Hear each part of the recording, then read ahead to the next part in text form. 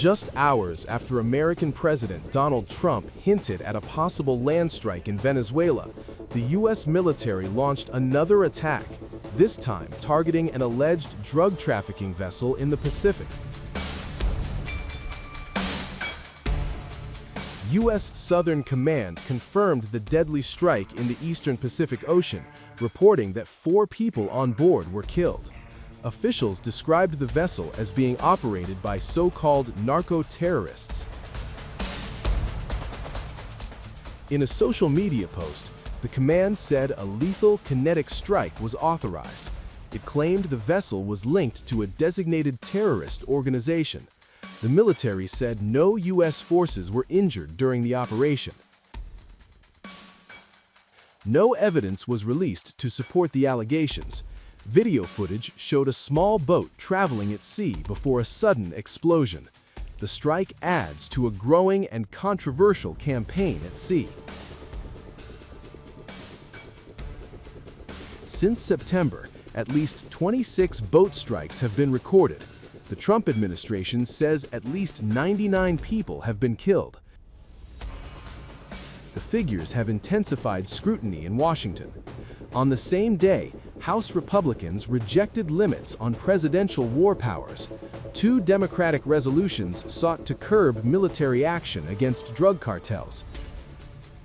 Both measures were voted down, leaving authority with President Trump. The administration argues it is engaged in an armed conflict with cartels. It says military force is necessary to stop narcotics entering the U.S. Critics warn of weak legal grounding and a lack of transparency.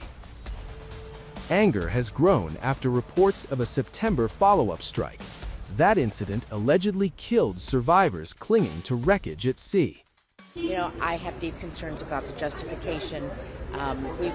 We are hoping, and what everyone needs to do is this. Every person in this country needs to at least be sure that every member of Congress sees this video.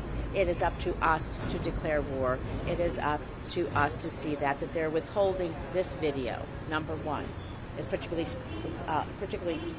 distressing. Number 2, why do they release some videos and not this video? And so they say, well, those videos are edited. Well, you may edit out sources and methods in these videos as well. This just confirms what I said yesterday, that the processes we're using to find, fix, and finish these terrorists are the same processes we've been using across multiple combatant commands, geographies all over the world, multiple administrations, Republican and Democrat, with allies as well, our Five Eyes allies and our NATO allies. We've been conducting thousands of strikes like this for years. It's not pretty for folks in this body, very few of whom have served, even fewer have served in combat. Seeing people get killed on video is not fun, and they don't like the messy reality that we kill bad guys, and that's our job. The American people absolutely need to see this video.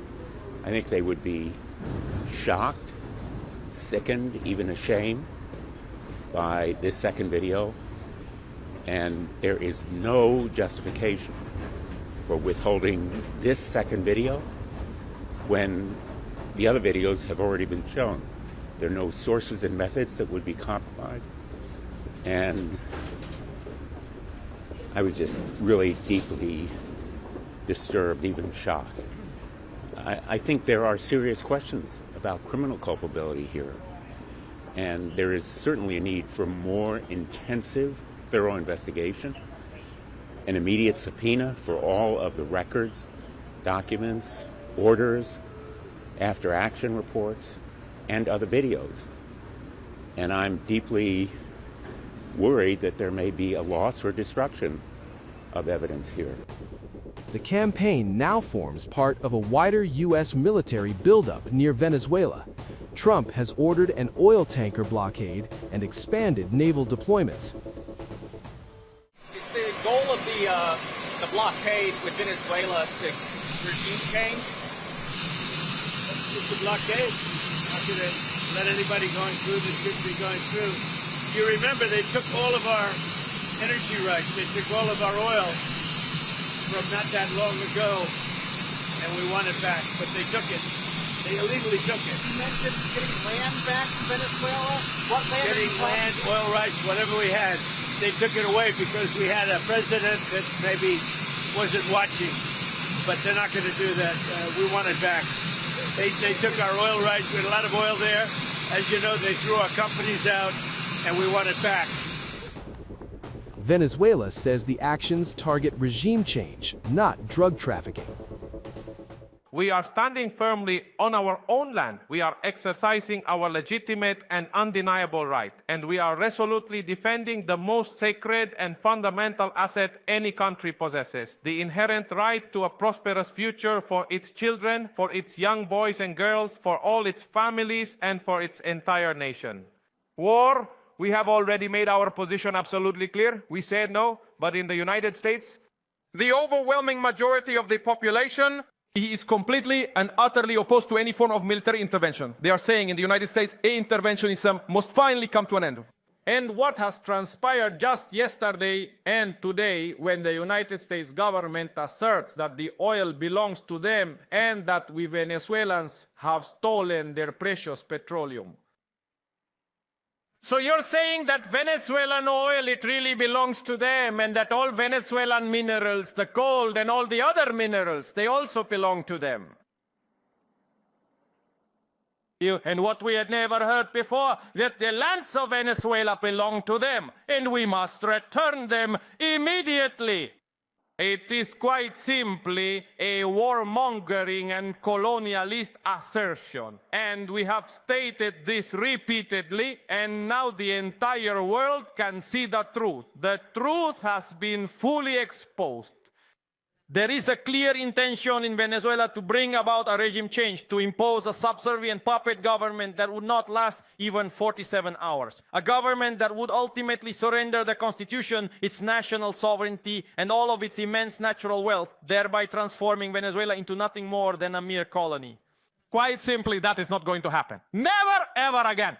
Never, never, not in its entire life. Venezuela will never be a colony of anything, of anyone, ever.